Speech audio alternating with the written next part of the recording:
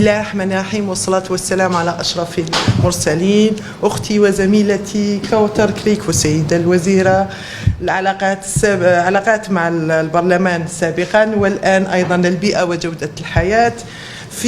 قبل كل شيء يشرفني أن أتقدم بخالص عبارات الشكر والعرفان إلى السيد رئيس الجمهورية السيد عبد المجيد تبون على الثقة العالية التي شرفت بها بتكليفي بتولي مهام وزارة العلاقات مع البرلمان.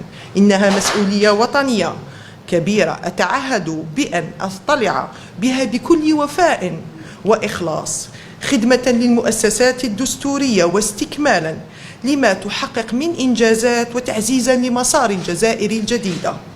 وإنني إذ ككل شيء في نقطة أولى نحن على مستوانا نرحب بكل الإطارات وكل العاملين في هذا القطاع، لأننا قبل كل شيء جئنا لنخدم الوطن. وكما تقدمت زميلتي قالت ونقولها دائما، نحن نمشي في الاستمرارية في خدمة الشعب والقيادة الوطنية. طريق نيوز، طريقك نحو كل جديد.